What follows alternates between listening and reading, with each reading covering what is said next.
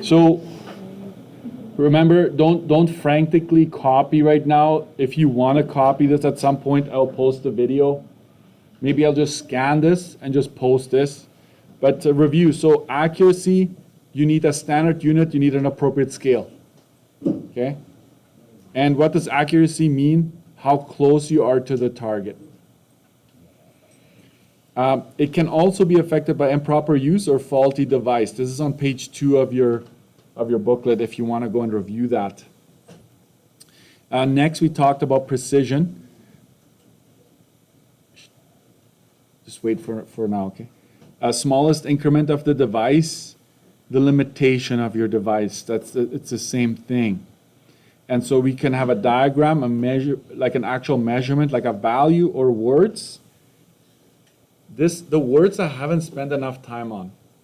But to be honest, the words is just a giveaway. It's just quite frankly, it's a giveaway. Okay.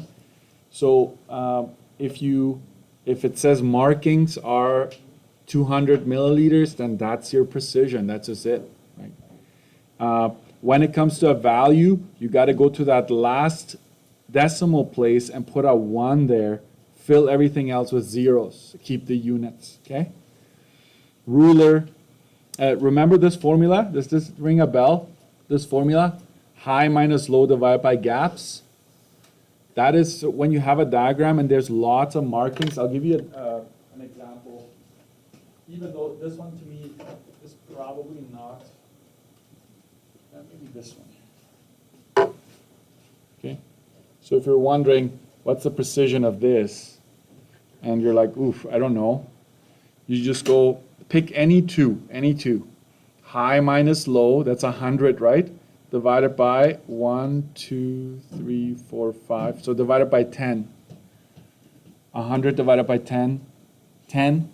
So the precision, so every marking, this would be 210, 220, 30, 40, 50, and so forth, right?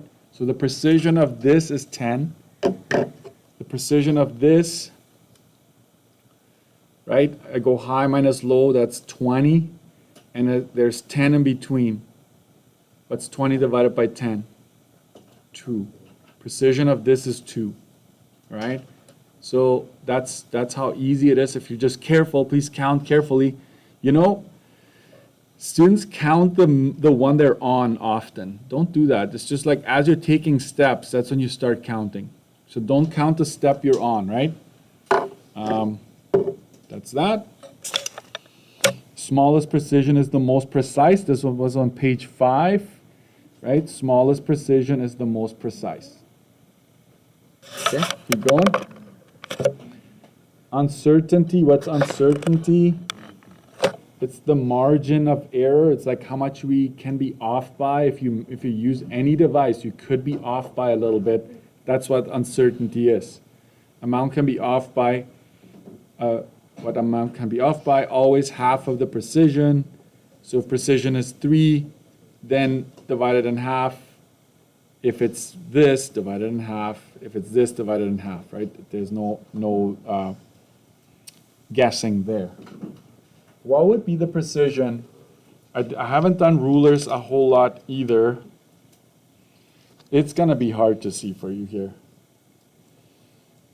But a precision of an imperial ruler, if you have inches, right, 2 to 3, what would you do to tell me the precision of this measuring device? What would you do? Isaiah? No? Not sure? What would your instinct tell you to do? Count. Sorry, it's not. I have to keep this on. Count how many gaps there are from the 2 to the 3. This one, I believe, is 32. So what's the precision? 1/32. 1/32. So if there's 16, you'll say it's a 16th. If there's 8, it's an 8th. If there's only 4 gaps, it's a quarter, right? That's how easy it is with imperial measurements. That's all you have to do. Hey, high minus low divided by gaps, would that work? Yeah, it would. What's high? 4 minus 3, that's 1. divided by how many gaps are there? I told you it's 32. This one is really hard to count from where you are. I don't expect you to do that, but there we go. I don't think you'll see a measuring tape with a smaller precision than that. 1/32 is about the smallest I've ever seen. That's as precise as you can get. That's close to like a millimeter, right, on a metric ruler. Okay, then we talked about measurement plus or minus uncertainty. That is found in pages 20 to 24. What was that all about? It was about actually stating how much is in something or how long the bar was or something like that. So you tell me which one is it closer to. In this case, it's closer to 200, so we put down 200. Then we go plus or minus 50. How did I get to 50? I had to go back to this, figure out the precision, then figure out the uncertainty, and that's what I plugged in there. Maybe I'll highlight that. Okay, you go back to the device, find the precision, find the uncertainty, and then just add it to your measurement. Are we good here? Am I talking to myself? I'm not crazy though, okay? Anyways, and so from this you can get a min and a max. The min is subtracting these two, you get the minimum, the max is adding the two. So it could be anywhere between 150 and 250. If you are given just a number, so forget about the diagram, right? I'm going to cover this up. Okay, you're just given a number, state this with its uncertainty. You just get the precision, get your uncertainty, and then rewrite that number with the uncertainty next to it. That's it. And then you get your min and max that way, right? And remember, the question could be asking, what's the coldest it could be in this room? What's the lowest temperature in this room based on this information? You'd say 24.115. Do not round. Use all the decimals, right? Right? Backside. Combined uncertainty. Do you remember this one? Page 25 to 26. It just means that whether you're adding numbers, values, or subtracting, what happens to the uncertainties always? You always add them. You're going to get a question like this today for sure. You always add your uncertainties no matter what. And so that is your total uncertainty. If the question just asks for total uncertainty, either label it or just make this appear, circle it. Okay, it's up to you. This is the combined length, combined uncertainty, or total uncertainty. Then we talked about tolerance. Tolerance is different now, right? It's the range of acceptable measurements. We can also refer to it as the measurement variation, so an item can still be used. Okay? And so what I recommend is always find the following. That's what FF stands for. Find the following. Okay?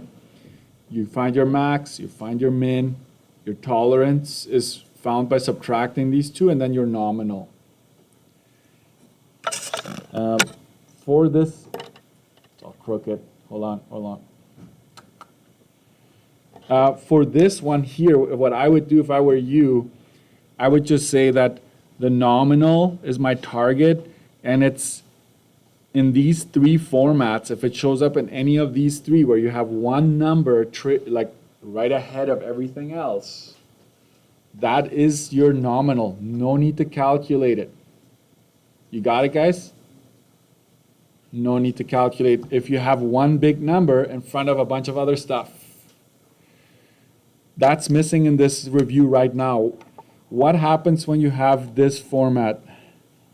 What do we need to do to find a nominal there? I will squeeze that in here. Nominal is max plus min divided by 2.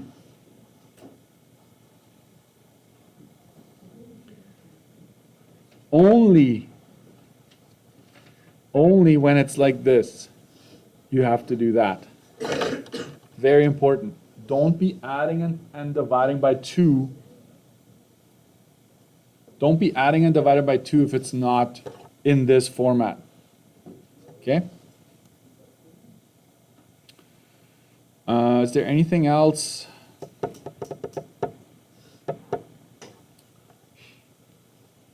Okay, guys, one more thing. The nominal can be down at the lowest, it could be down up at the highest, and it could be anywhere in between. That's according to the industry. They decide what they're targeting. Okay? I will probably post a bunch of keys on Google Classroom, like just all the pages that you can possibly find as you flip to the back. I will post that. That's what that means. And then the mock quiz is the one I'm going to give you.